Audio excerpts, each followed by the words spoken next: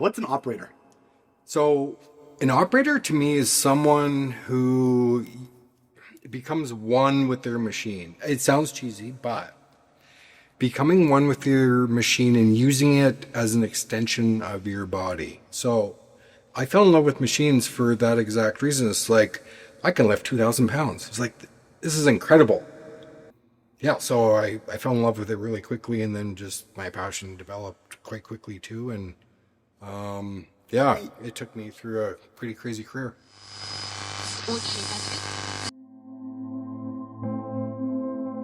People Built is bringing a light to the tradespeople in the industry who are often forgotten and consistently taken for granted.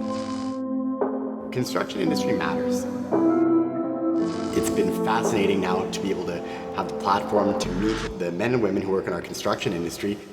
Their concerns matter.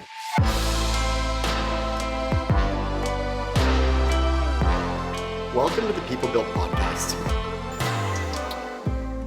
Good day, and welcome back to the People Built podcast. Today, I'm joined by Scott, and we're going to talk about his experience in the trades from a heavy equipment operator and like running machines, and then the journey inside apprenticeship, running and operating, and then to his exit of the trades, and then on to new frontiers. Thank you very much, Scott, for joining me. I'm excited to see where this conversation kind of takes us. Yeah, me too. Thanks very much for having me. Like you mentioned, I spent my entire career mostly as an operator, foreman, earth moving business, big projects, small companies, big companies. I have a very wide range of knowledge and experience within that form of construction. Yeah, I've lived through some interesting times. Yeah. Done some cool stuff. Stuff no one has really done up until this point, I think. I did transition from an operator to the boss on site, and then completely out of the industry into film and that stuff, right? Where in construction, typically an operator isn't very techy. Yeah. For example, like a good operator has a really shitty resume. Like everything's misspelled, nothing's formatted correctly. It's just like there is a stigma, kind of. It's not really a stigma. Some of it is very true. It's like we're kind of uneducated, Yeah.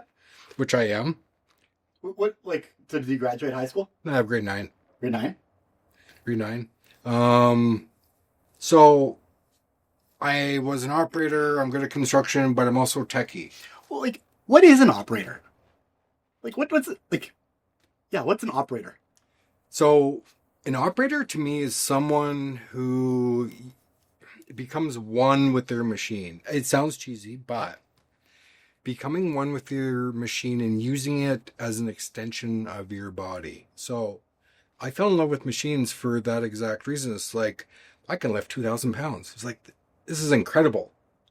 I'm using the machine, I'm directing it, using it as if it's my arm, basically. And I can lift and do all this other shit that I couldn't typically do. Mm-hmm.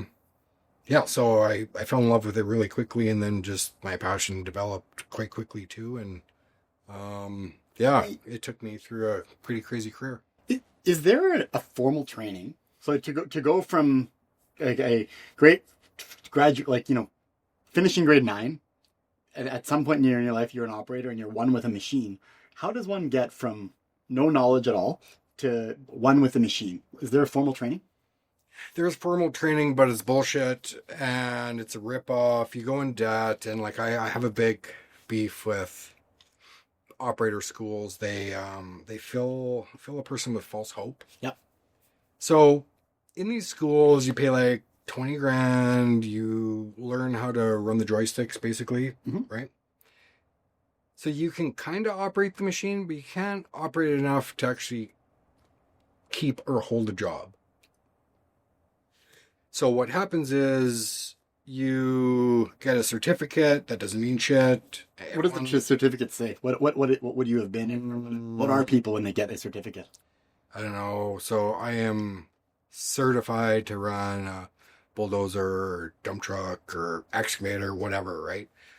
So they teach basic stuff, how to grease the machine, which I mean, that should be like an hour course, not a week course. You should learn how to like dig properly and like the stuff that you'll actually be using and need to know on the job. Because if you can't do kind of what your foreman wants on the job, like even just kind of basic stuff, like, yeah, you're not going to hold the job. Yeah. So you can go that route. Everyone fails when they go that route. I only know a couple people that somehow went to school, went into the workforce, and somehow worked their way up and like didn't quit. It takes this very special person. So the other way to get into it, I would say, is you just kind of learn on the go. So back in the 90s, grade 9, I quit school. I didn't really have any experience of much. The job I was going for, I didn't really need any experience. So I just kind of learned on the go. And I was on a shovel by hand doing hard labor. That got old real quick. So I got in the machine one day, and that's kind of when I fell in love. But so the very best way to become a heavy equipment operator, even today, is working from the bottom up. So an entry level job, like on a packer or something, and then you're on that for a year, you learn that, and then you kind of will move up to something else, which in the end, what makes a good operator is not only being good at your own tasks, but understanding other people's jobs too. For example, the best excavator operator is very good because they've been a truck operator, they've been a dozer operator, they've been on the ground, they've shot grades, they've done all these different things. So then they're able to look at any scenario and be like, oh, I could possibly do this to help out the dozer operator. I could do this to make the guy on the ground's life easier. Do all these different things without having to be told anything, because they can basically see into the future and know what all these other people and their machines have to do. And it's like, just, it helps the whole workflow of the entire job site. Well, that makes sense, because like what I see, and having never been in a machine like that, but it is a very abstract world that, like, when you're moving earth and dirt, right? Nothing looks like it will when the project is done. Right? You know, trees planted, houses in, commercial buildings, roads, like, it all makes sense at the end. But for the amount of teamwork that goes into something in a very abstract environment where there is not a lot of structure, like, is the operator kind of like a quarterback in that regard? Like, do you have that big of an impact on how the site runs if the operator understands the bigger picture and is a team player versus not? I would say absolutely. I myself, I look at the big picture of any and everything. That's just kind of how my mind works. But as an operator, yeah, you can help just the entire job site work and flow better. So like, you don't have to do the same task more than once. If you have mess up and like didn't account for like, oh, they need to add a foot of asphalt on this road, but the grade says only 4 inches. So like, when the handover goes over to the asphalt guys and it's like 8 inches too high. So like, knowing this stuff. So like, I find experience jobs, like start to finish, after like 5 big jobs that an operator has been on from start to finish, there's this foresight that gets developed. And then from that point on, they go to a barren job site. No one's even dug a hole yet.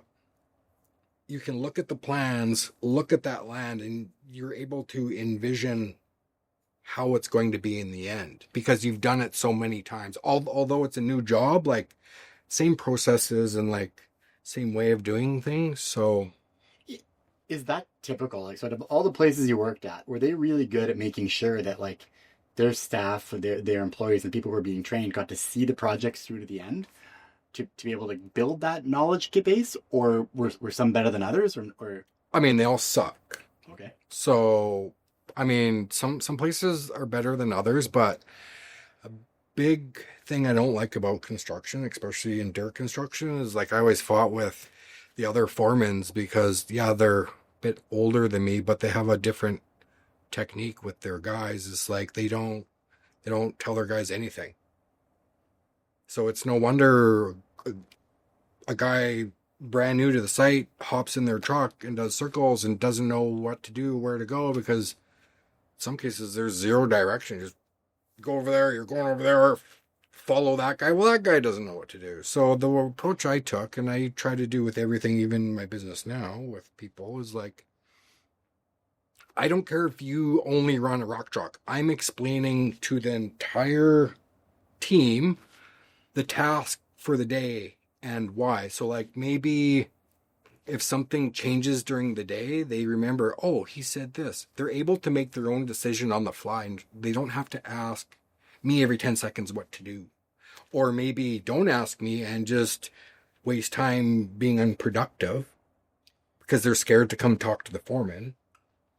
why do you think most foremen or project managers are not effective at communicating the big picture? Well, they don't care. It's not their company. Interesting. So no matter where I've worked, whether I wash dishes or in a bulldozer, I act like it's my company. No.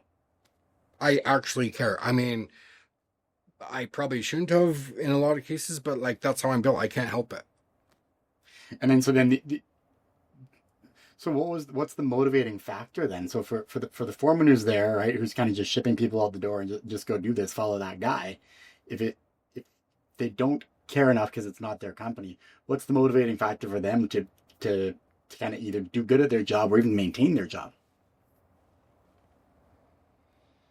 I don't know. Like, I think most people, at least the ones I've worked with, they simply just maintain their current job. Like, so although you're an operator, okay, and you've worked in construction 20 years, maybe were just good enough so you didn't get fired. That doesn't mean you're any good. I don't care what you did for 20 years. It doesn't mean you're good. Just good enough to not get fired. That's how I look at it. Yep. So there's a lot of people like that. Yeah. There's a lot of problems in construction, and a lot is getting better. I've also not been in it since 2018. Yeah. Was my last day on site, I think. So, but even up to that point, it was evolving quite quickly with safety. I mean, now there's HR departments and these companies and stuff like that where, not back in the day, you know what I mean? So, did you find that, like, so when you took the time, when you were running guys, did you find you got better results out of your operators underneath you because you were communicating the big picture? Were you able to see the differences between like, let's say, the different teams? absolutely. How could you see the difference, or what differences did you see? I mean, amazing things happen when there's proper communication. Not only being productive, but the people were happier. I was including people that have never been included before. Something magical happens when you include people and they feel like they're a part of the team. They give an extra effort. They go the extra mile. Like, I don't even know how to put that in words, but it's magical what happens when you include someone like that. Well, and I think that, like, and hopefully we come back to it. I think that's one of the big differences is that there's so often that I think as managers and as leaders, you hear like, "Oh, I just don't have the time. Like, we're busy. I don't have the time to just like tell this guy or tell these people the big picture. Like, why can't this guy just go do his job?" Right? And you hear a lot of that. And then so trying to get to the root of like, hey, for the people who are successful in managing, you know, what do you see when you take that additional time? Because like, did it take more time than just sending somebody out the door and telling someone to go follow? No, basically the same time, but like it saved so much time because Yeah. they weren't wandering off. You're dumping in the wrong area, so you got to move that material twice, which cost thousands and thousands of dollars. Like, Well, interesting. it keeps them productive, and it gives them the possibility to make their own decisions on the fly. Although I'm not there telling them, they can know based off of the information that I told them. Did you find your experience working with these people, were most of them like either high school graduates or not? Like, were you dealing with very many people who had pursued like higher education, like in that regard, or like had the certificates to operate some sort of a machine? No one had certificates. We don't need them in Alberta. Yeah. I think only Ontario kind of, that's the law there. Mm-hmm. We don't in the western half of the country.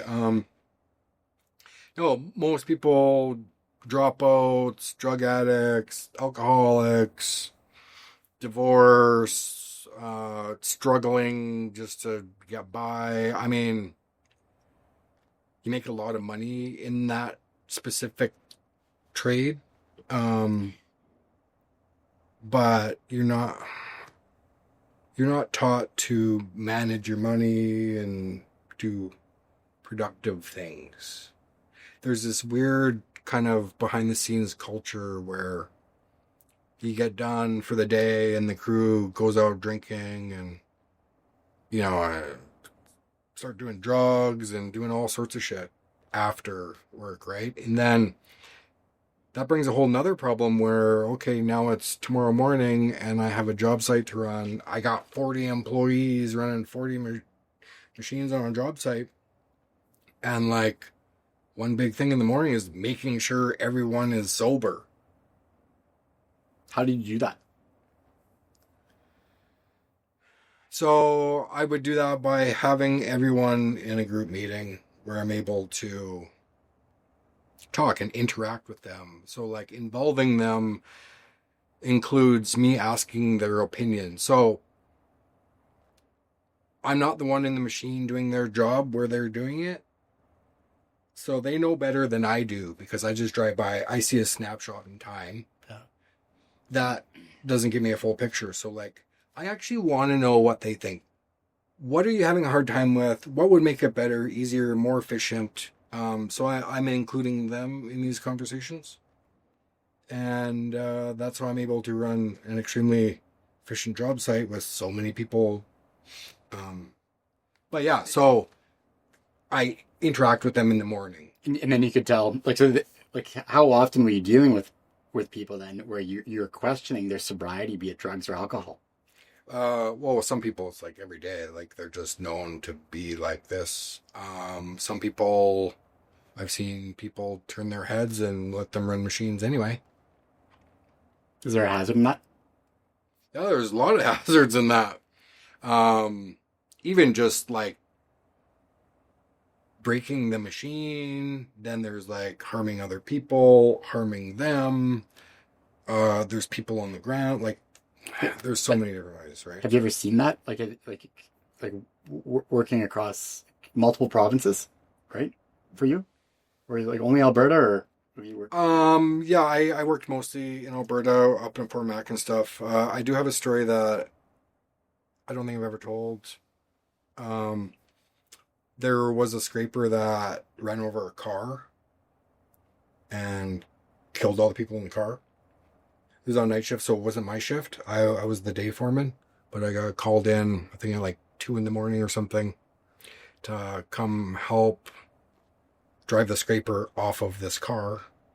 It's quite graphic, like the guy's head was cut off and all sorts of different stuff. So this machine that weighs 250,000 pounds going 80 an hour across construction light controlled traffic crossing, going up to the hill where you get the dirt and come back down with it. So you're going up as fast as you can in 8th gear. Car didn't stop at the red light. That was, it's a timed red light, plus there was people in the car to make sure the lights were working and stuff. So like also activated by people. So the light was red for a very long time. I think this person in the back of the cab was working out in camp somewhere in the oil sands, trying to make their flight in Fort Mac, and had the cab driver going like 100 and some right through the intersection, and scraper just hit it, and then it got pulled underneath the scraper, mashed between the wheels. Yeah, it was bad. That's not the fault of the operator or us on the job site. That was the fault of the cab driver not paying attention. Who knows what was going on in that cab? There's a lot of drugs out there. Like, who knows what's going on? But yeah, that was not cool. But there's been deaths here in the city. People run over by machines and all sorts of stuff. I mean, I am surprised it hasn't happened more with the amount of operators that I've worked with. Like, I had this one guy come run a D11 for me, and he was an old guy, like in his 60s. At the end of the day, he got out of his machine, and like a 12-pack full of empty cans came rolling out the door. He was drinking in there all day long, just hammered by the time he got out. Didn't know, because he was kind of like on his own. He was fine in the morning, and then stopped at his truck at lunch or something and got a case of beer and just drinking all day long inside the bulldozer, right? So, I mean, sometimes you would start the machines in the morning as a foreman. That's your job. You're there first, get all the machines up and going. So they're warmed up by the time your team gets there, and there's cocaine dust on the dashboards and weed pipes and crack pipes and all sorts of stuff, right? So, and how is anybody supposed to supervise that when people are working alone? Like, what are the systems? Like, did you see this? Did you see the industry change so that being able to protect people like outside the machine, but also inside the machine? Like, what did you see change that would help stop somebody from like doing drugs in the cab or drinking in the cab while they're operating? I don't really know how to answer that one.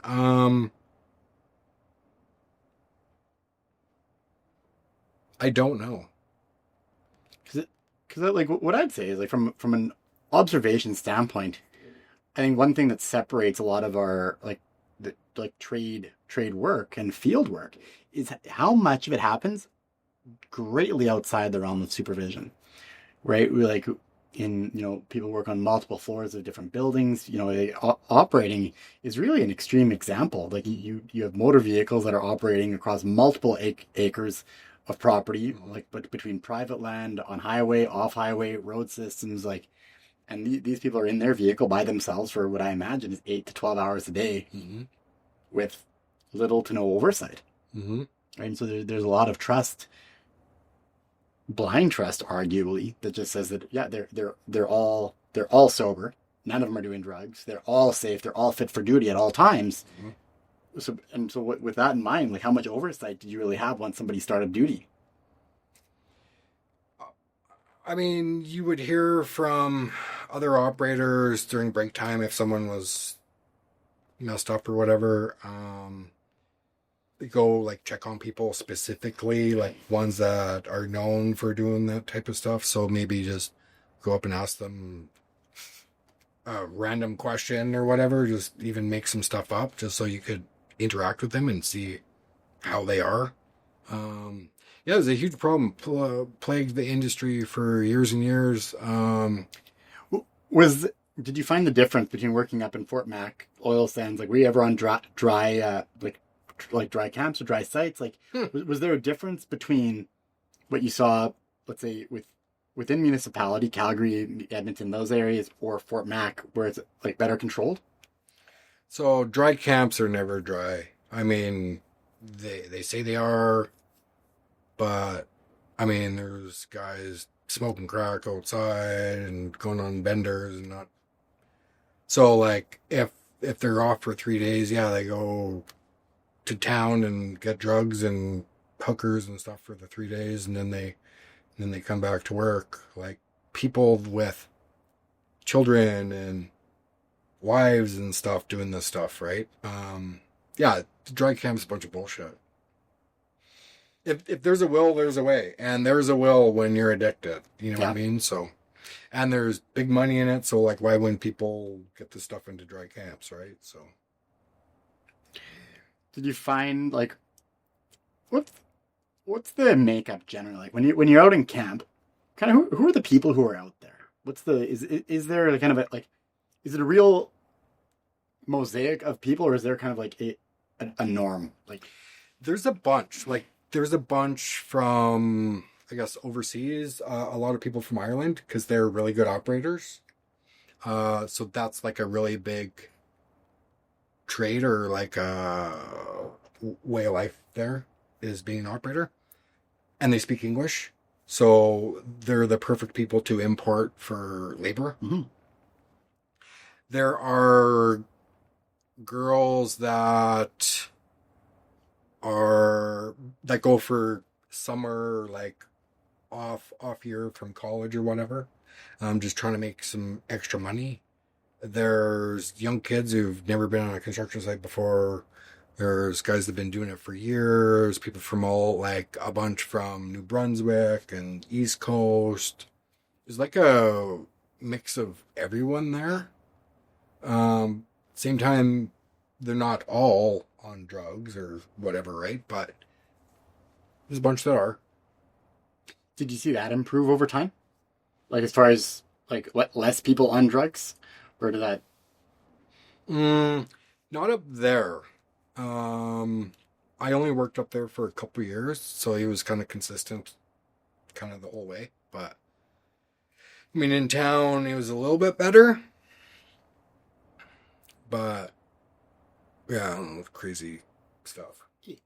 And I guess like kind of getting back to it as well. You kind of spoke about the amount of like how much money can an operator make? Like, and let's is yeah, how much money can an operator make, and like how do they make that amount of money?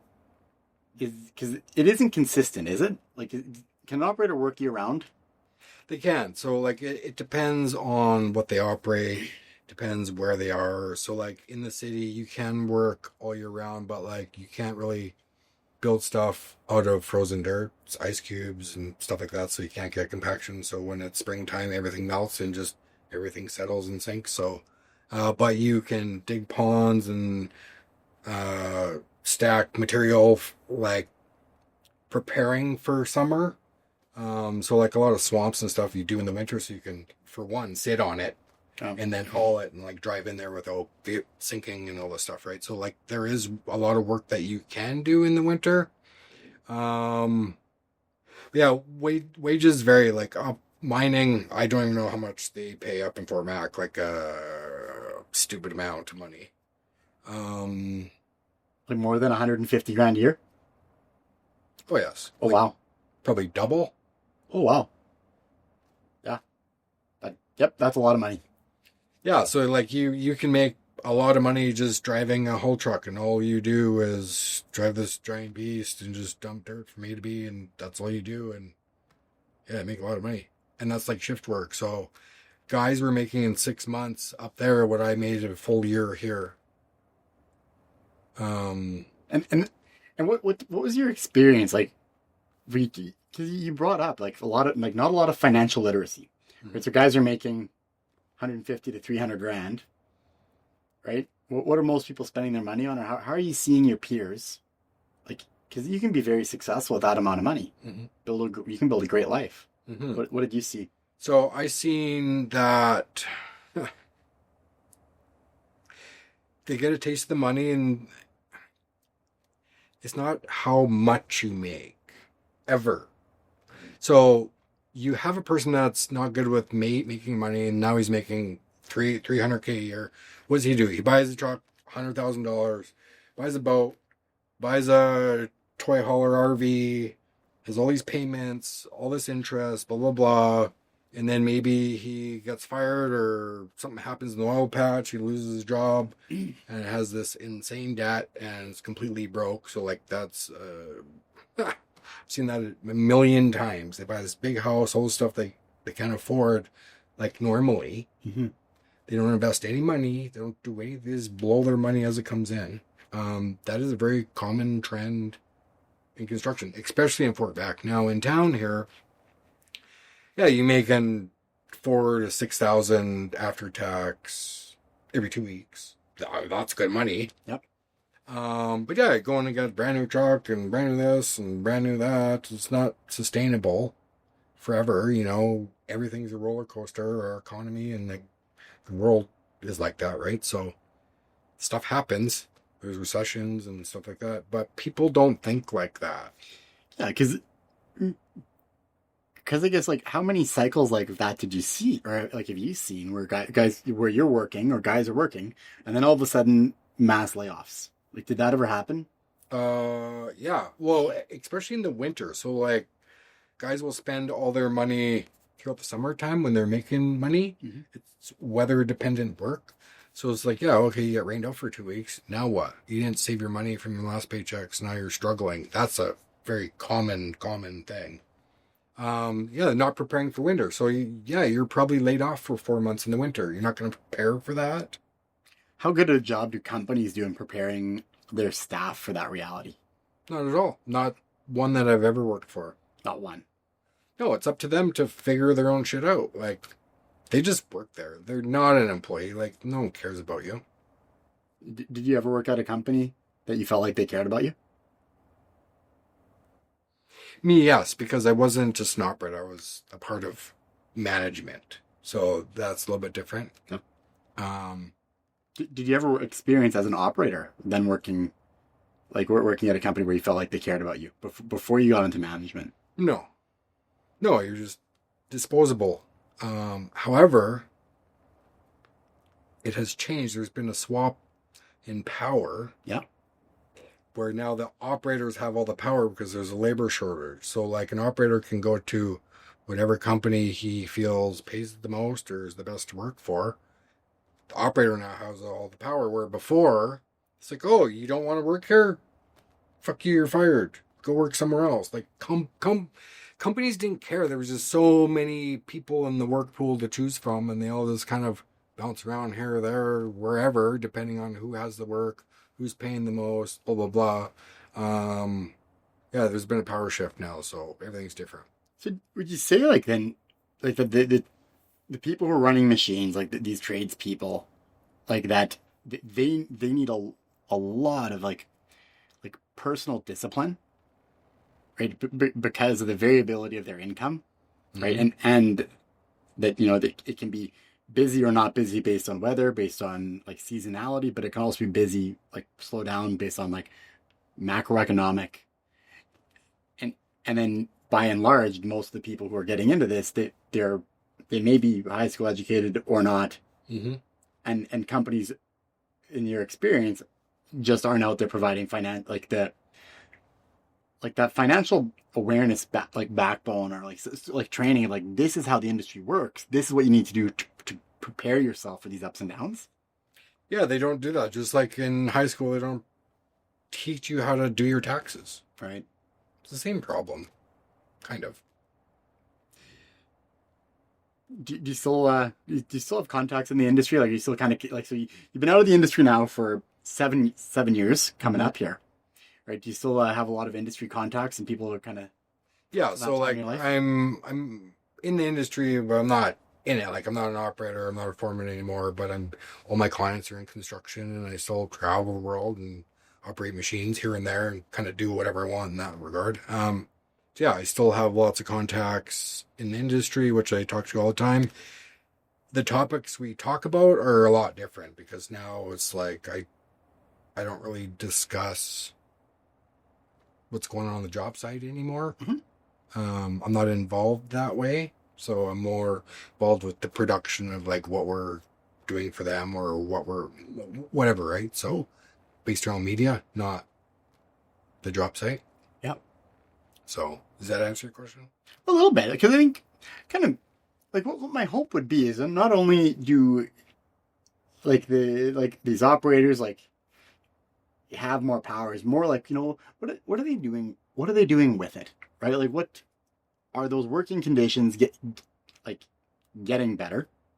Right? When you speak about not feeling like did you notice a big difference then when you went from the operator to a manager, and then all of a sudden you felt like a part of the team? Like, what is that like to go through? Because you're working in the same company. Mm-hmm. What was it like to feel a part of the team all of a sudden? What was the difference? I don't think I'm a good example for that because Yeah. like I don't ever seek validation or approval from anyone. I'm lone wolf. I do me and I don't really need anybody. Well, I'll challenge you on that. Like, I talk to a ton of tradespeople, and man, the number of, and by and large, these are generally men. But who, yeah, I don't need to thank you. I'm just doing my job, right? Like, I know I'm doing a good job when nobody talks to me, right? And like personally, I think that's sad because like It is that. and it takes a little while, I think, for people to get to a point where it's like, no, actually, like I like being thanked. I like when somebody recognizes that I did good work, right? And I think there's just such a huge lack. And I don't think this is particular to our industry, but there is just a massive lack of appreciation when someone does their job. Like you show up, I agree. work, right? Yeah, I liked it, but I don't really need that. Also, what you don't know is like I used struggle a lot to drive me to do things. So like I'll purposely do crazy shit to keep me tough or hardened in a way. Like I used to live in my car. Anytime, anywhere, I don't care if I have a house I don't care how big. I'll sleep in my car any fucking day of the week. It's like, that's easy to me. Okay. Easy. I do hard shit on purpose. I flourish when I struggle. I mean, we all do, but people don't see it that way. Struggle is how I've came up with the best ideas, best of stuff. So like, not being thanked for something gives me drive to work harder to get thanked for things, one way or another, or 10 years, like whenever that timeline is. Like, I don't know. I'm a little bit different that way, I think. But Interesting. What other ways do you like? So I'm hearing that you challenge yourself. Like, do you avoid comfort? yes, How do you avoid comfort? How else do you avoid comfort? I mean, doing this podcast, doing my own podcast, doing everything that I've ever done online, growing as a person, doing shit that like, whether it's doing this giant feat of leaving construction to start my own business, going to the gym every day. Like, I'm trying to do things I hate but act like I love it. I'm very big on self-discipline and like not being comfortable and just hard ass work, right? So, Well, like, when you quit as a manager, as like for like running operators, running job sites, and you quit to start a media company, why did you do that? Because I got to imagine you were kind of had it made. Could you not ridden that job out for the next 20 some years, made a ton of money and retired? I could have, but I want more than that can offer. So I'm capped. I could only go on vacation once a year. I could only have this size of house. I could only afford so much. Like, I'm not able to create a legacy for and like help my children and all these different things. I'm not okay with just being just average, doing just average job. So when I got online, I found out really quickly that I don't care about any type of fame or that bullshit. But I found out that me being online was having a positive impact on people. And that type of impact drove me to do more and more and more of that. And it gave me purpose, unlike I've ever had. So like, why am I here? Why am I doing this? Blah, blah, blah. So like, it was, other than being a father, it gave me an actual purpose, mission through life on like, and direction of what I should be doing. So I found that I could help more people being outside of construction than being inside of it. Was there, it's like, we speak about a trade shortage, right? So here, I'm looking at a competent operator who was managing people, who understood the big picture, who took the time to get to know his guys, check their fit for duty, explain the big picture, chooses to leave the industry completely, right? Was there anything that could have kept you in the industry? Would more vacation time have done it? Like, was there something that could have kept you in the industry, or like did you have to leave in order to satisfy what you wanted? I felt like I had to leave. I just felt I had a bigger calling than being stuck on one single job site. Why, when I could be on 100 job sites at once in some form, whether I'm teaching someone about construction, so then I'm on 100, not just one. You know what I mean? So when you're on 100 job sites now, and you're filming, like you're filming construction, you're meeting people, you know, across like Florida, Montana, into the States, across Western Canada. How many field people are you talking to? How many managers are you talking to? How many owners are you talking to? Like, or who are you usually in front of? all of them. So we usually work with like the owner of the company with a lot of what we do. Sometimes it's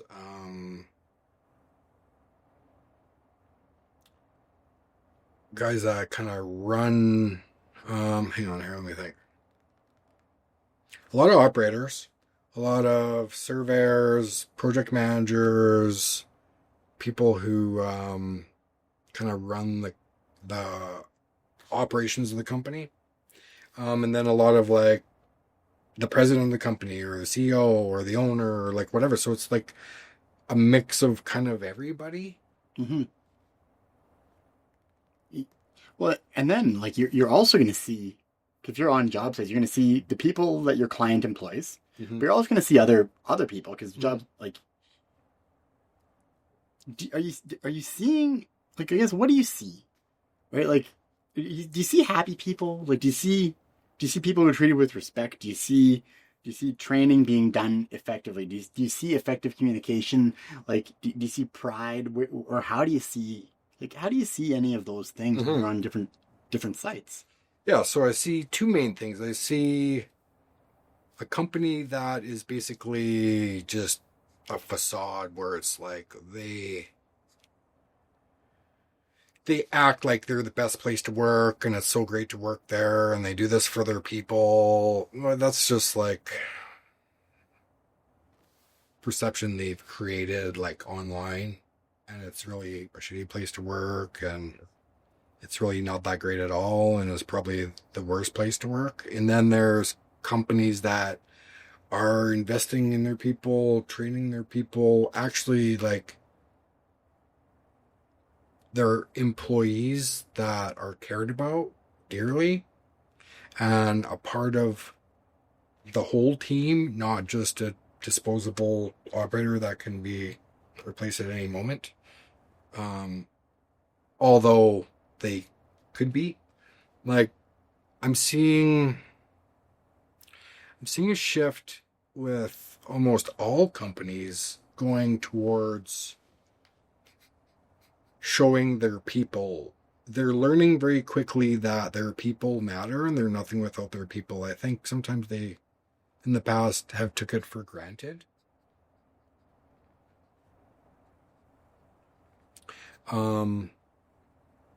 But I think that's changing, and a big part of that, I think, has been social media.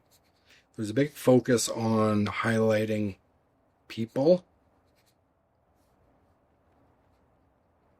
and we need more of that. And we need to show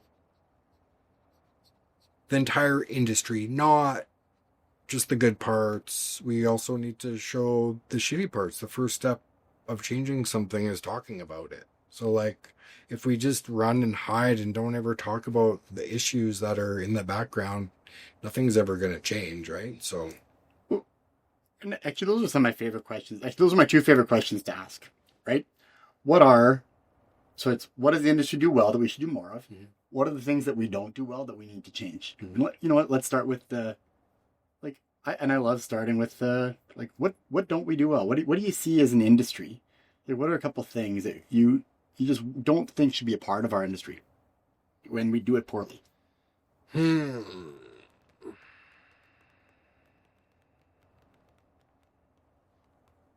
What should we do as an industry? That's a good question. I mean, there's a lot. I'm just trying to hone in on one, maybe.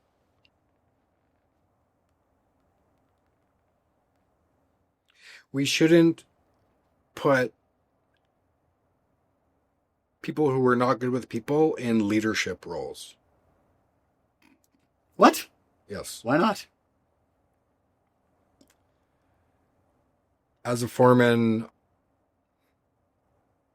I found that it was more important to know more, to be able to deal with people than it was the knowledge of building the job site. I don't have to build the job site if my people are okay, functioning, happy. They're building it for me. So, like, in theory, you could basically just run off of all your experienced people. They do it all for you. I don't recommend that. Like, you do need to have construction knowledge, but yeah. How often do you see people promoted to leadership positions who are not good with people?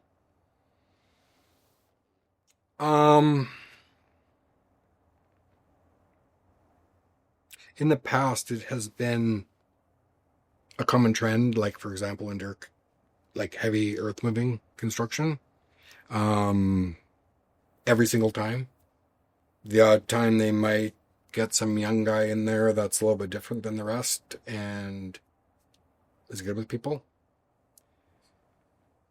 I'm seeing a shift with, like, different types of construction companies.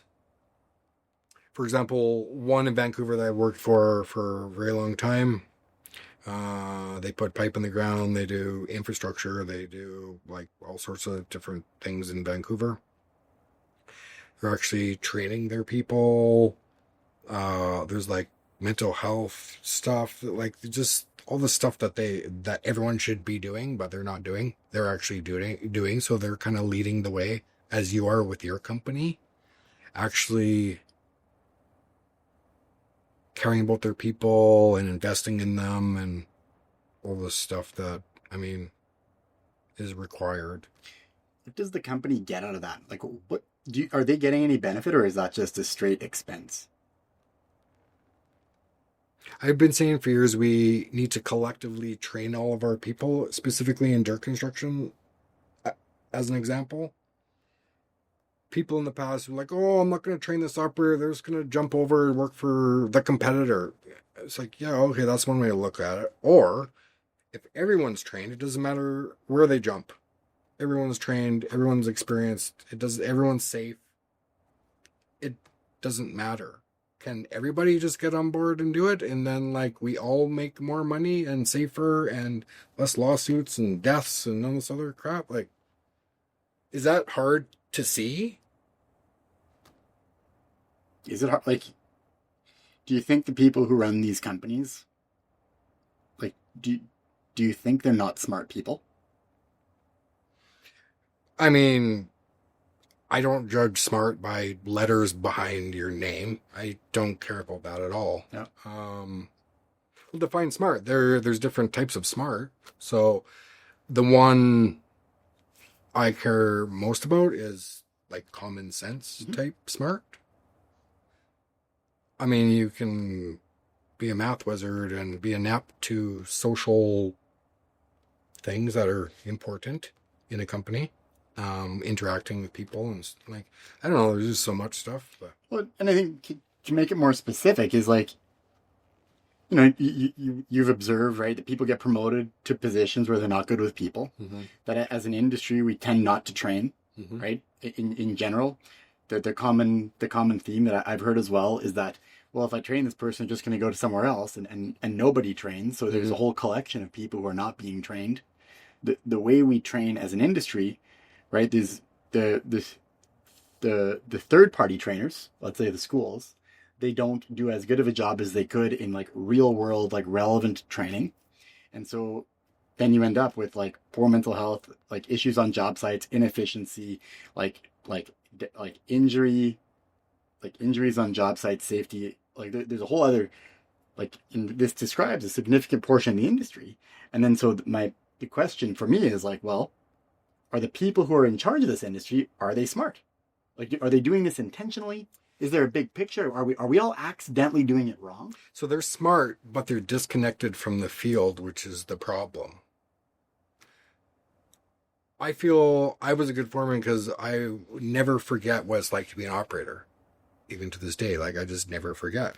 I'm a good father because I remember what it was like to be a kid and like what I didn't like my parents doing and what I did like. So like I learned from that. Now I adjust and I'm like that for my children, right? So whether I'm a foreman or a dad or whatever, I take that kind of same method and use it like that.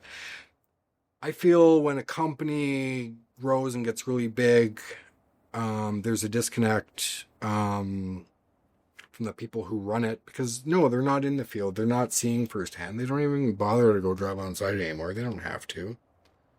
What would be a benefit? Like, should they do it? Should they be more connected to the field? And if so, why? What's in it for them?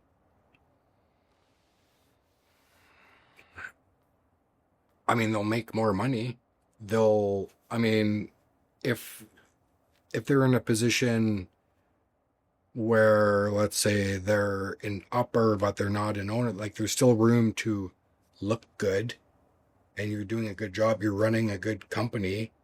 Oh, what happened here? Everything's more productive and we got less safety incidents and like this goes on and on and on. What is happening? Oh, well, I've been going to the field more to see what's going on and I'm hearing from all these operators and people. It's like, oh, this is happening, that's happening. Like there's something that doesn't happen from like the field to the office. It's like the telephone game. Something gets lost in between. Guys are trying to save their own asses so information doesn't get brought to the office because it's their fault or their buddy's fault or like whatever. But there's a big disconnect between most people who own a company and the people doing the work. So yeah, it's no wonder that it's a shit show. But I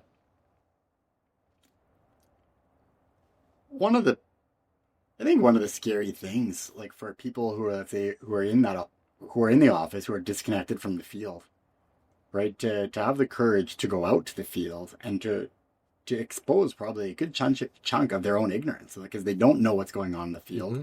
There's probably a significant knowledge gap between what the guys in the field are dealing with on a daily basis compared to what the people in the office are dealing with. Like between both, like the knowledge and the responsibilities, like they got their silo, office got their silo. Like, can you ever see that, like, the fear of somebody kind of stepping out of the office and like, we all know, like, there's like the stereotype I picture is the guy who like takes his nice shoes off, right, from his nice car, right? Maybe he puts on boots, maybe he doesn't, puts on his clean hard hat, puts on his clean reflective vest, his clean glasses, right? And just stands out like a sore thumb, right? What does that do for the morale of the field guys? Like, what's their experience? I think it makes it worse because, like, what's he doing here? Just showing up, just trying to make an appearance? No, like, get in the trenches with your guys. That builds respect. How?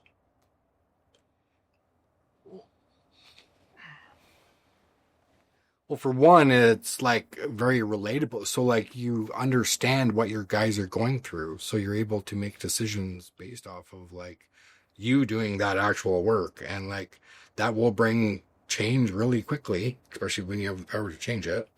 Right.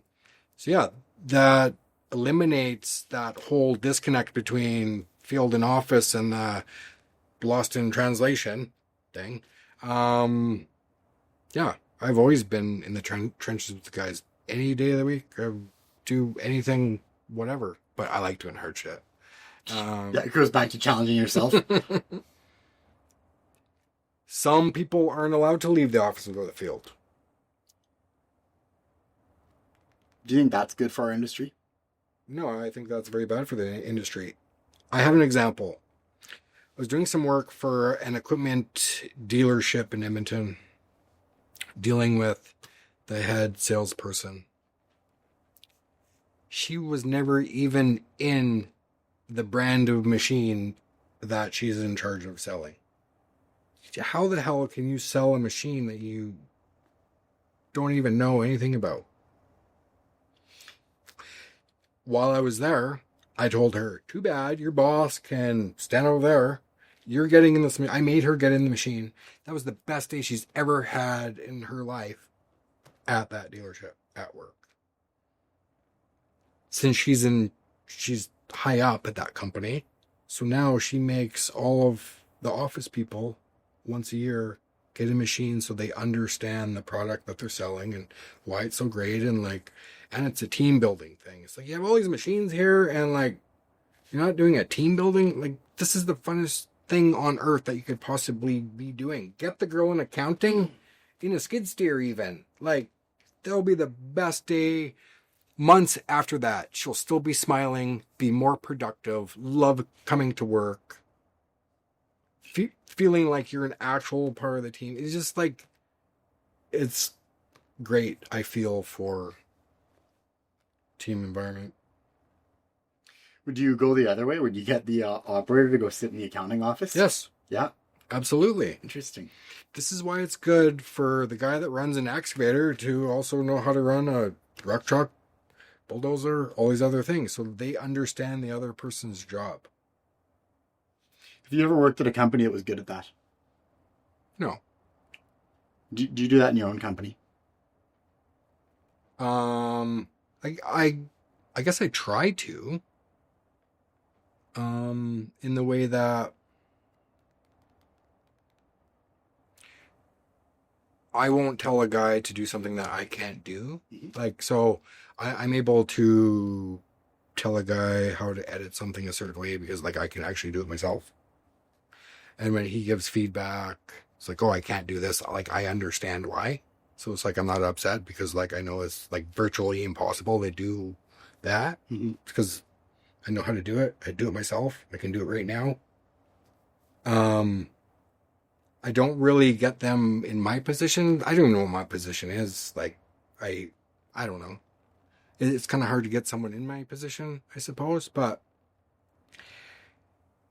when I do talk to some of the employees about why we do certain things,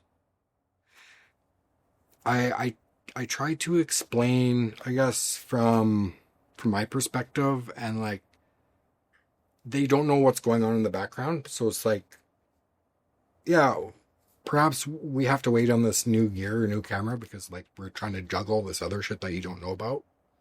The office in the background, me and Paul is the owners, you know what I mean? Dealing with finance and not getting paid on time and all this other stuff, right? So we have to kind of wait to get you a new computer, whatever, right? So I try to explain to the guys, transparent, I'll tell you right now. Big picture. Yeah. Yeah, so everybody can see the lay of the land. So because if not, you're going to have employees with resentment because their imagination runs wild. They think one thing, while reality is complete opposite. Why not get them in reality with what's actually going on? So in your experience across all the management and leading people, has a high level of transparency ever backfired on you to a point where you went, oh man, I should not have given them the big picture. I should not have told them blank. How many times has that backfired on you? I would say none. Now, I recommend you have discretion. Okay. There's some things that you obviously don't tell people. I don't know if I have an example, but let's say, so not unbridled truth, right? It's not like big picture, full thing all the time, 100% of the time with everybody. You do have a filter that goes, hey. There's some details people don't need to know. Okay. It may stress them out. That's not your concern. You don't need to know that. I bear that on my shoulders. Right. But no, it's good to tell people big picture. I feel that they understand and they'll gain respect for you and stuff like that. Now, yeah, discretion, because like also in positions of power, I mean, you're not supposed to make friends with your guys in earth moving. That was like a big no-no. I did the opposite. Yeah, that's a big one. Don't work with friends. Don't work with friends. Don't work with family, right? You're not allowed to go out for beers with your guys after work. Was that a rule? That was a rule. How many places? Almost all of them. I did it Why? anyway. Why would they have a rule like Why? Because they lose respect for you because you become friendly. Then the next day they try to get away with some certain shit. Was that your experience? If you broke the rules, you went for beers with these guys, did they try to get away with stupid shit? No, with me, no. Why? Because unlike other people, I was able to create a certain balance between friendship and I'm still the boss. Respect, friendship, right in the right area. So is that a good rule? Would you recommend that rule for anybody else? No beers with the guys? No, I don't recommend that at all. That hurts the whole team. I believe you're still able to be viewed as the boss, position of power, and be nice to your guys. You don't have to rule with an iron fist. Would that be people skills? That's people. That's being a people person. That's being a freaking leader. That is being a leader, right? Like I laugh in the face of like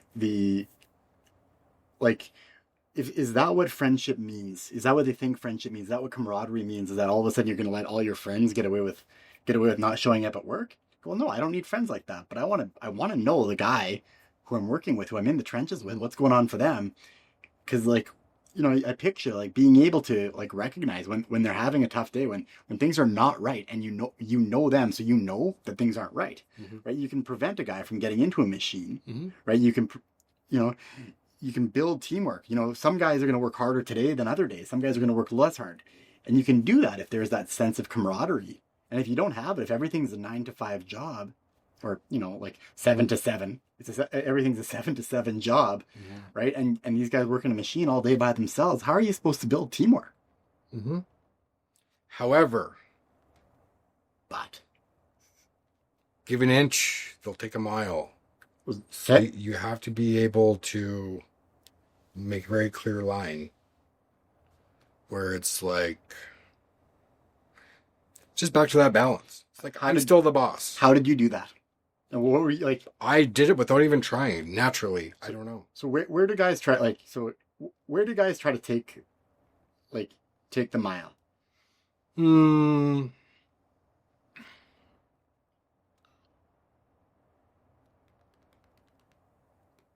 It varies, but like it could be, oh, I want a day off, or I want to run this machine, or just like little things. But those little things add up. In construction, at least the firm I was in, notorious for foreman's friends getting promoted before the actual skilled person or person that deserves it. Yeah, like, dude, he's your friend. You're promoting him. I've been here 10 years longer, and everyone knows that I'm the right person for the job. So let's play out the scenario, though. Like, so I'm your friend, right? I'm underneath you. Oh, man, Scott, like, can you get me in is it a DC-10? D10? D10, yeah. A D10, right? Get me in the D10. I want to run that, right? And you know it's not good for the company, right? Maybe I'm not, like, for a plethora of reasons, not the right thing, right? What are you telling me in that moment? So my brother used to work for me and asked that exact same thing. Get me in the D10, man. I got him in there eventually, but when the time was right. So I explained it to him, large picture, looking down. It's like, well, I'll get you in it, but you don't have enough experience for the task that need to be done right now. Oh, come on, man. No. I want to be in it. Dude, we were out last night. You said you might get me in there. I did not say that. I said eventually when the time is right. So like, it's my job to get this job. Remember, I work like I own the company. Right. So every move that I make is the most important move I can do. So it's like, no, I have to build this job site. I have people in these positions for specific reasons because like I always created an extreme efficiency to my job site. where I break it down to like a science. So no, you can't. You can be pissed off all you want. I don't care. I'll get you in eventually. How about be patient and fuck off for a bit? Come back to me in a month. Like, or you won't have to. When I say something, I'm going to do it. So when I'm ready, I'll come get you. And now it's time. So as time went by, there was a job site. I had like a bunch of jobs on the go. My boss asked if I could oversee this one job site. It was just a bunch of truck dumps that have been dumped all year long. We had to level them out into some type of pad. Well, my brother, this is the perfect job for you. You can't mess nothing up. You don't need any experience. This is the great place for you to learn. So when you did that and you told him no, and he waited, like, did that compromise your relationship with him? Were you worse off? Was I worse off? Or was the relationship worse off? No. No? Not at all. Uh-huh. So it is possible then to Absolutely. have that relation, like to have the relationship outside of work, to not deviate from what's best for the company, right? And maintain or strengthen the relationship. I fired my own son. Everyone at Kidco was like, "You fired your own son?" Yeah. Did he know that he was going to be fired before you fired him? Yeah, because he was on his third chance. 3 stakes are gone. I don't care who the hell you are. Was it easy? I mean, it was quite easy because, like, everyone has to do their job. I don't care if you're my son. I don't care if you're Joe Blow. You're not doing your job. After being told so many times, like, I'm trying to help you. You're messing up. You're being late. You're doing this. Whatever it may be. It's like, okay, well, like, when I say you got 3 chances, you have 3 chances. Third chance is up. I think that raises a good point about accountability. He's still my son. Yeah. We still have a great relationship. He just quit from making like $25 an hour to 15. Now he's or was doing hard labor, concrete, jackhammer type shit. Like, dude, you just messed up really. I talk to him all the time and he's like, that's the best thing you've ever done for me. How good of a job does our industry do in holding people accountable? I don't think, not very well. Yeah. I agree. I think the way we tolerate, and I'll even expand from industry just to society, I believe we have lost track within the managing of people of what it means to hold people accountable, to help people understand that give them the choice of 3 strikes, let them know the behavior is wrong, right, and then to follow through on consequences so that they can be better, right? And I think that's one area that I feel like we all need to be better as leaders and as managers in carving out clear areas of responsibility for our staff and holding them accountable so that they learn, because there's their own lives, their own financial management, their own safety, their own like learning, right? And how often learning is compromised because of failure of accountability. If you talking to people who are just who are considering getting into earth moving, right? They're listening to this going, man, I could make $300,000 a year. What's a couple? What should they be looking out for? What should they be planning? What's a good path? What should they be looking for in an employer? It's like 8 questions. So I don't want you to get discouraged by everything that I've been telling you. Stuff has been getting better in construction, earth moving. It is better. There's still some bullshit, not gonna lie to you, so know what you're getting into. It's not for everybody, which is completely fine. Go work at Tim Hortons. I don't care what you do. Construction is tough as hell. Advice that I have for them is like to get into it.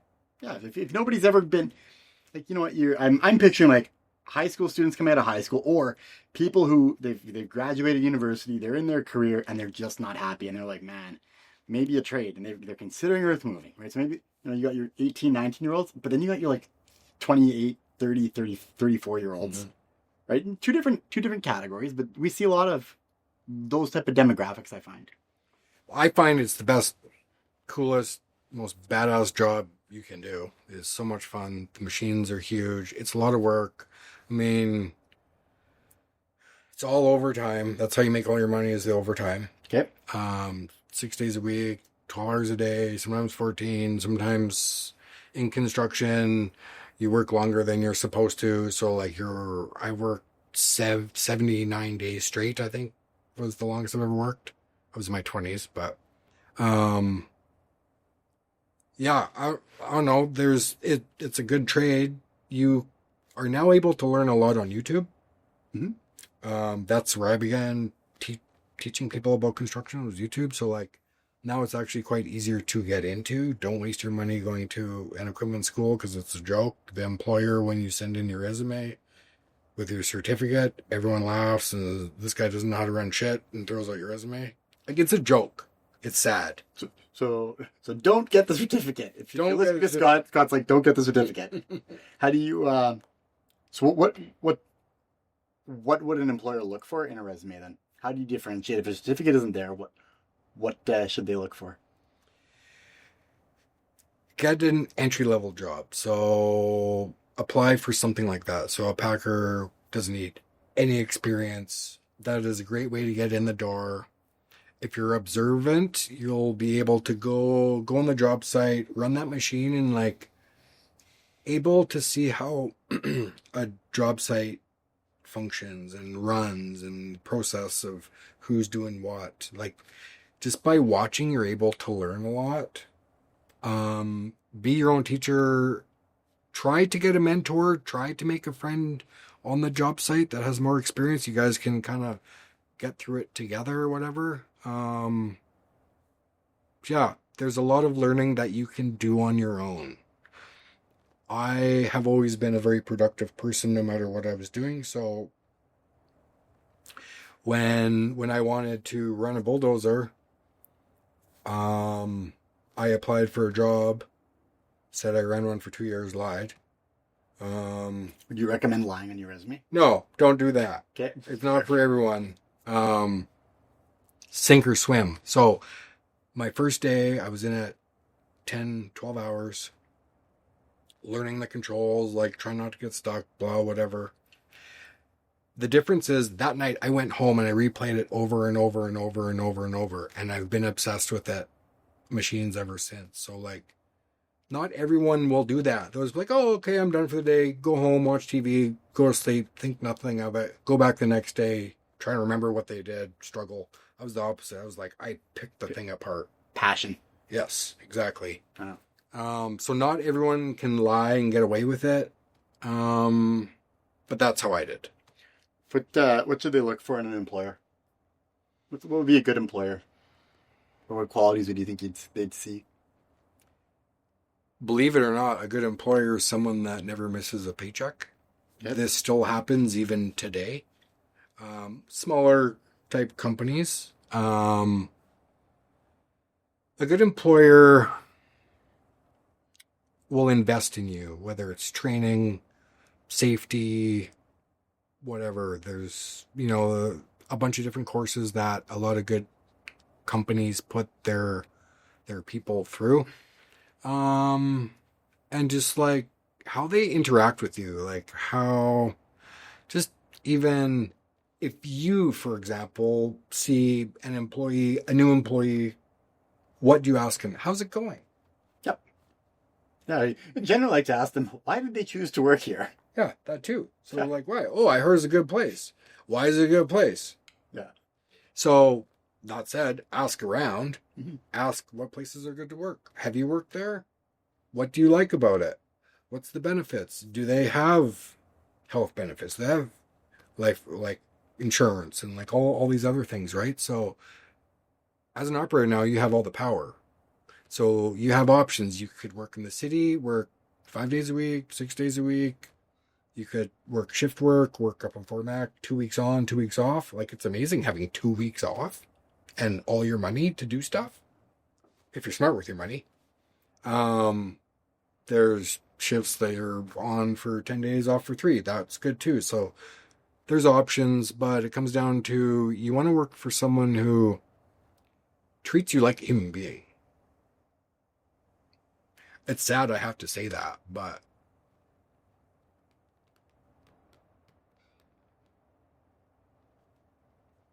And I think it's a really succinct way of saying it.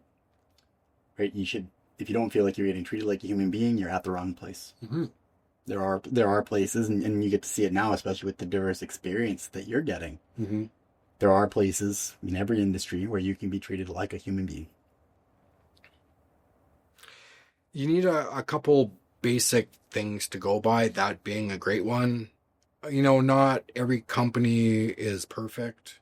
They're still learning on the fly too and adjusting as necessary.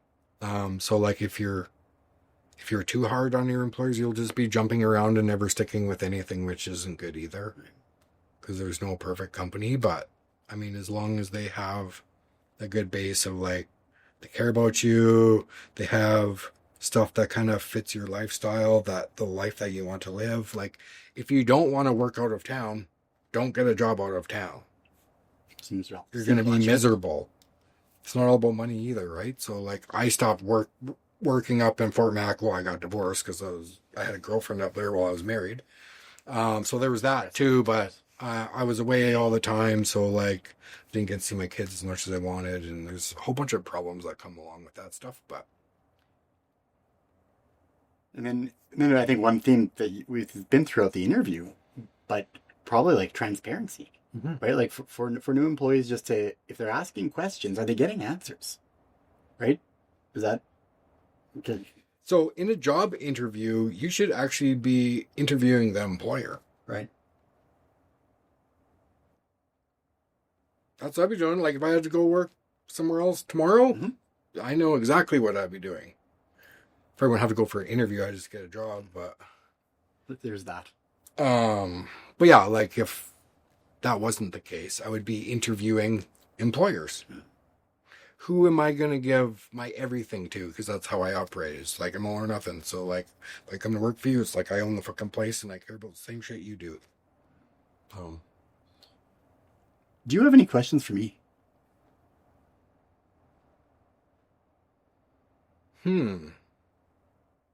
I don't know. I thought you were asking me questions. You never know, right? Over the course of an hour and a bit, you never know if something bubbled up.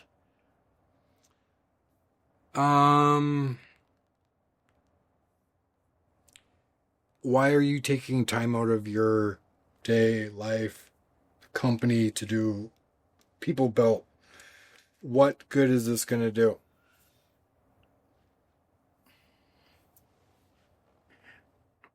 I have two motivations for doing it.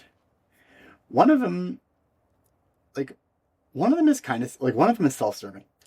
It's a really amazing opportunity for me to just talk to people in a very disarming setting. And the questions that I get to ask in an environment where most people aren't defensive is really unbelievable. Like to talk to people as human beings and to get their insights, what's good about what our industry does, what's bad, their experience through apprenticeship, through training, their observations around money, like work, like how they value money, how they value time and family. Like it's unbelievable, right? And as a real like critical thinker on people, it's fascinating for me, and I get to take those insights back personally, and it's better conversations. It's better like better influence within my own company of Wheeler, like the managers, but also my peers. But that's the self-serving reason. The second one is really recognizing that generally speaking, people who work in the field, and we talked about like the level of disconnection between the field and management, the field and the industry. I see that as well. And I've seen it for many years from the many times I was working outside in the cold and someone would get out of their truck for about 8 seconds to tell me that I was too slow and I was behind schedule as the temperature's minus 26 outside and my fingers are freezing. And for a real big chunk of what I see today is I don't see that's changed very much. And my hope is that by finding people who I feel like they have interesting stories, that their experience, I believe, is relevant, and not just relevant for themselves, but relevant across the industry, that they represent more than just Scott, more than just Kevin Young, right? More than just Shay, right? That these people's experience is reflective of the industry in general, and that if it's beneficial for me and I have takeaways on how I can run my company better, well, people who run company, people who manage, they get similar takeaways, right? But then also the people who are in those shoes, so like the people who are similar, like similar to Shay, right? Similar to Kevin, similar to Sunny, they also get to hear as well. But they're not alone. But their experience is that maybe they're able to see some of their experience in the people that we get to highlight. And then we're able to raise that standard. So when you talk about like what should employees or potential employees look for in a company, when we talk about transparency, we talk about honesty, we talk about safety, and we talk about training, all those things that I believe that we can bring the industry up. And I fundamentally don't believe that I am special. I believe that the challenges that I have within Wheeler are very similar to the challenge of anybody running a trades-based company across North America. And if it's valuable to me, it can be valuable to anybody else. Mm-hmm. You did a podcast with Travis? Yeah. How was that? It was excellent. Hearing, like, he's out of industry. And then being able to hear his perspective on what he sees and going from like his non-trades background and seeing his insights from what he now sees in the construction industry, it's interesting to hear. Like it's very different from my background, which is all trades based. It's how I grew up. I think to be able to hear people's experience as they come in, they get to see the industry, and he gets to see the industry through a camera lens, right? And he's around people. And they're going to be more real because he is, like, he's not part of management. He's not part of the club. And I think people... No one's trying to impress him. Yep, nobody's trying to impress him. And I think being able to hear his insights on what he sees it's cool. And I think that's probably one of the other things I really like about this opportunity is, like, getting to meet people from very different backgrounds than I have and hear how they see it. I think one of the biggest challenges that I have is not to take my own bias and my experience when I'm interviewing people, and truly listen to understand their perspective and hear their experience through their lens and not through my own. Mm-hmm.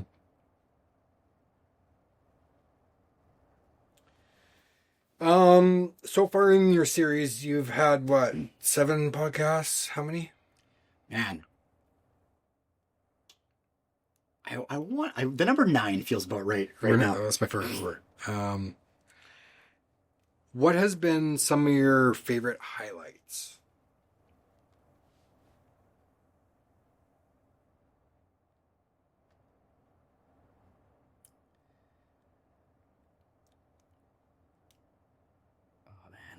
One of my biggest highlights, I think, goes back to the podcast with Sunny, and he just explained what it was like, what his brain, like what his thought process was when he was working on a rooftop unit in -30, and he's just going, half his brain is saying, get off the roof, you're not safe. The other half is saying, you can fix this problem, you're in the right place at the right time, and that real disconnection from money. That in that moment, it's not about money. Mm-hmm. And I think that interview showed a lot, because I just found him so articulate when he spoke about wanting to get out of plumbing because it's hard in his body, go to electrical, but it's just as hard in his body, and coming back, wanting to see a plan that helps him know that he can be in management within 10 years. Like that Sunny podcast, that to me was such a blessing, because I learned so much. Mm-hmm. When we speak about, like, I think in that one I was able to really disconnect my own experience and just hear it from Sunny's lens. You truly went into the field with that one, like. Yeah. I think, like from the last one I did there with Kevin Young, and hearing that he had a dream of being a firefighter for 10 years, mm-hmm. and that to become a firefighter was the culmination of 10 years of work. And I remember thinking to myself, and I've talked about it to many people, just going, how did I not know that? And how much more I wanted to celebrate with him, and just neat. The trades present so many different opportunities. I think, when Shay spoke about that the company that he's at right now doesn't make him collect money, and how good that is for his mental health, I thought, awesome. Like it's a hard business, and to try to find those ways to get our employees to be happy, right? To set them up for success. You know, when we interviewed Lynette, and she said, she goes, John, I went from, being really good at my job, and like I was good at it, and everybody knew I was good at it. I went to solve problems, and I got into supervision, and now I know I'm doing a good job when no one talks to me. And that was my experience. That's been many experiences, like the people that I manage in our industry. And that's one thing that I've really taken that away and goes, well, how is an industry now? How do we change that? Because we do take a lot of people who are very good at their jobs. They are the best generally. We take the best of the best, we promote them into positions, and then we abandon them. And hearing it from her words was those were a couple of my takeaways so far this year. Mm-hmm. Yeah, I've seen guys that are good on a scraper, so they've spent 20 years on a scraper. The company refuses to promote them because it's hard to find scraper operators. I think that's one area internally that we've talked about quite a bit within my own company, is just being able to separate the goals and the needs of the company in the short term, to listen to the goals and the needs of our staff, right, for their long term. And if we have somebody who quits and they go out of industry, and very similar to you, right? Like you're an effective operator, you're an effective manager, and you quit to go start your own business, you're out of industry. It sucks. It's the industry's loss. But there's not a lot companies can do to prevent that. But I think I take it very personally when people quit and they stay in the industry and go to another company, and really try to think like, well, what weren't we able to provide them? Like, what did we miss? And I think one of the common themes that I've definitely observed over many years is most of the time we have failed to get on the same page as them for what their short, medium, and long-term goals are, and the employee has lost sight that they have a future at our company. And there's always many different ways of improving communication. It's not always on us and not always on them. But I think that's one big common theme, is like for this year, is how do we really encourage an open, transparent dialogue with our staff, that we understand where they want to be. So if you have a scraper operator who wants to be in management, well, how do we build a path that they can get there that doesn't harm the company? So because we need a scraper operator. Right. So there's a balance to that. And it's hard. And so often the manager bears the brunt of that. Right. And so it gets into training, and like so many things touch on that. And I think it's a great place to wrap up, is like, how do you balance the needs of the individual against the needs of the company, against the needs of the client? And how do you build that progression so that people do see a future and they don't feel trapped? Yeah, well, I mean, if I was that person trying to explain my goal over the next 5 years at your company, I forgot where I was going with that. Never mind. It's what I'd say is like that personal connection. When you talk about going for drinks with your guys, like building a personal connection with the people underneath you is important. It is very easy to forget that all of our staff, all the people who work in the field, right? They're all people, and they all have lives outside of the work. They all have their own hopes, dreams, and goals and aspirations, and they do not always align perfectly with the goals of the company. And I think it's one of the hardest jobs that we have as managers and as leaders, is to be able to listen and hear their goals, and to do our best to try to help them achieve success, with that fundamental belief that success for them will be success for the company, even if it means they leave. And I think that's the hardest thing we have as managers to do. I was going to say, if that was me, I would want you to explain from your perspective how I could stay in line with what you're doing. So like let's say my goal is to be promoted to, I don't know, HVAC technician or something. Yeah. You tell me, oh, well, actually, right now we're in the shortage. We can't find this certain type of pipe fitter. So, like, the goal is to get you to this other position. But right now, as a company, as a boss, I need to make sure everything flows. So, like, understand this, that right now this is going on, so you can't. But maybe next year we can look into it. Just explaining it can do a lot. Because if you don't, then it's just like, oh, this guy doesn't give a fuck about me. He just builds resentment and he goes work for your competition. Well, like that's definitely one area. And what I usually do, and what I encourage really anybody in a management position to do, is just really ask, like, when do you want to be in this role? Mm-hmm. And I think so often somebody goes, well, I want to be in management. And my immediate mind is like, they want to be in this position right now. Oh my God, they're going to quit. Right. And I ask them, like, when do you want this? Like, oh man, like, like 2-3 years, I'm not ready yet. Mm-hmm. And all of a sudden the pressure just comes right off because we're aligned. Right. And sometimes the answer is like, next week. So it's very rare. But the majority of the times, like, we're aligned with our staff. And I think it's really cool when you have that conversation ahead of time. And the guys, I want to be a manager. And you're like, well, when? 2 years. Oh, really? 2 years? Yep. Awesome. And being able to help somebody understand, like, what qualities will they need as a manager? What can they work on now to help prepare them for success later? And that's one area where I'm trying to improve. Like, how do we better prepare people? Because my insight's very similar to yours. We promote people who, like, into leadership positions quite often. We're not effective leaders. Well, how do we set them up for success? Leadership training. Right? Who'd have thought? I have grade 9 and I can figure that one out. Yeah.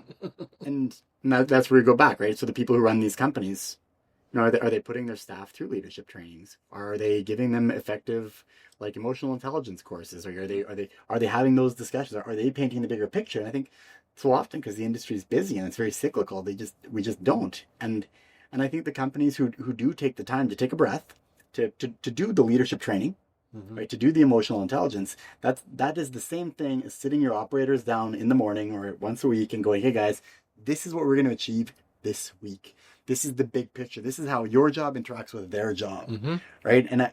And from that regard, I think those skills are 100% transferable. And I think the companies who figure out, like, that painting the big picture, the leadership training courses, that connection, that you need to have some construction knowledge, but the best knowledge you can have is people knowledge. Yes. Right? Have good operators. Have someone who's really good at knowing people so that they're in the right spot. And I think that's an area that the more companies can really focus on that and really strengthen their leaders, mm-hmm. and not abandon them, which is easy to do. Right? Yeah, like the goal of this wasn't to shit on a certain industry or people or companies or whatever. Like, the goal of this is to make things better. What's the best thing that our industry does? And sort of how many years have you been trade adjacent or in the trades now, or construction? Me? Yeah. 25 years? No, I don't know. I started in 98 or something like that. So we're fast approaching 30 years? Well, I don't know, that long. 98 to 2028. Let's call it, 27 years. just a scooch past a quarter of a century. What's the best thing? Yeah, I'm getting old, John. I'm getting old. We just say 25 years. It'll be easier. What's the best thing our industry industry does? 20. What's that? What's the best thing our industry does?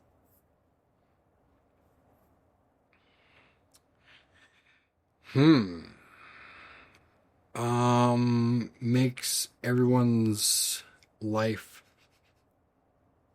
better. We are a first world country. We have running water, toilets, heat, so we have cars with roads that aren't driving like near cliffs, and potholes sometimes suck, but the government could be doing better with our money, for one. But construction builds a better world and makes life better. Every day. And builds people while doing it. Yeah. I agree with you. And I don't know. That's about it. Thanks, Scott. I appreciate your time. Thank you Thanks for coming on, man. Yeah. How long was that, Brady? An hour and a half. Oh, damn. That flew by. Flew by. Well, we got lots of tidbits in there. Yeah, there's lots of tidbits in there. That was a good one, Scott. Well done.